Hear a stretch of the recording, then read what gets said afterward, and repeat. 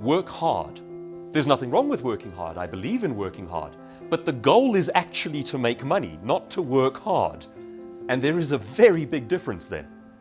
In certain companies, people think you are fantastic if you are working hard, not necessarily if you are being effective. So what they do is people make a show of the number of hours that they work, how they work over weekends, how they're part of every meeting. They're not necessarily getting stuff done, but they're showing that they're working hard. Yeah, that's the difference. The next thing is play it safe. Play it safe. Wealthy people take risks all the time. The middle classes and poor folks take no risks at all. In fact, I heard a phrase the other day that's just been resonating in my mind that says, the middle classes are paralyzed by doubt. They are secure to the point of paralysis. They do not take risks. And of course, the thinking handed down there is get a safe job and let someone else take care of you. Be like everyone else. Here's an obvious thing that has to be said. If you be like everyone else, you're gonna earn like everyone else. If you choose the safe route in life, you are choosing to earn less than you potentially could. It's like rich people are a different species. The way that I'd like you to look at the difference between where you are and wealth is I want you to look at it as a curve. Because if it is a curve, you can move along that curve. You can go from where you are now to your goals. But if you buy into that thinking that says rich people are just a different species, then instead of a curve, there's just a chasm. There's a hole. There is an absolute void between where you are and where you want to be. And if you don't believe that it's possible to move along that transition, you don't act in ways that start to move you there.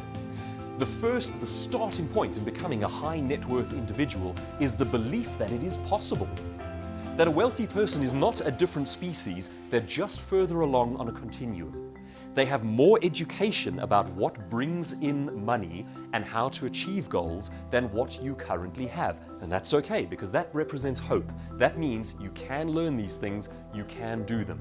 Resenting the wealthy says more about us than it does about the wealthy.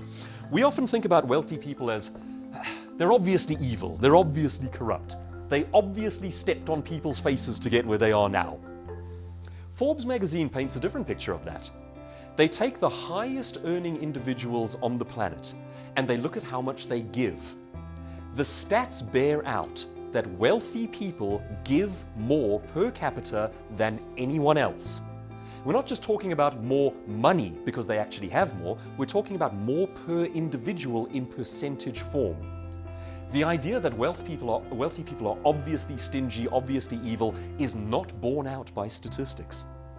Yeah, of course, there's obviously the odd jerk. You will meet the odd, horrible, rich person. They're out there, certainly, in their numbers. But by and large, it is not a valid rule. That's number one. Number two, there are three things that money is not. Money is not the root of all evil. That's not what the verse says. What does the verse say? The love of money. And it also doesn't say is the root of all evil. It says something down the lines of is the root of many kinds of evil. Now think about what that belief would do to Christian families, people of faith, if it becomes a locked-in belief and it's handed down generation to generation.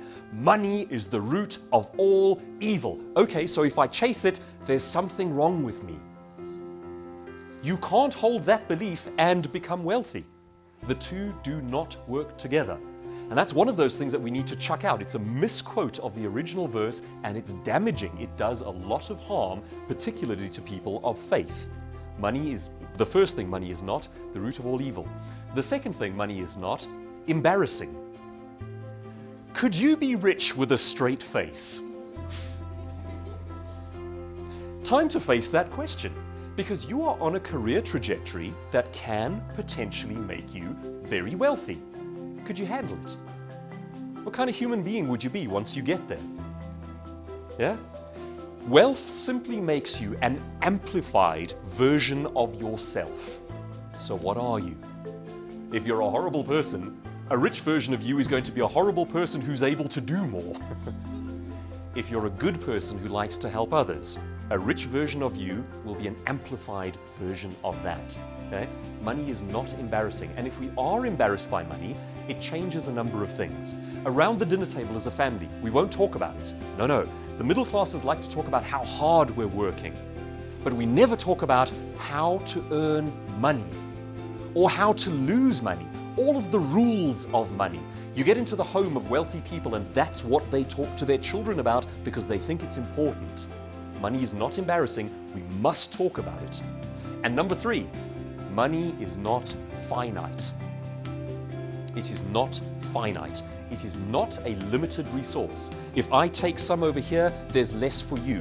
Money doesn't work that way.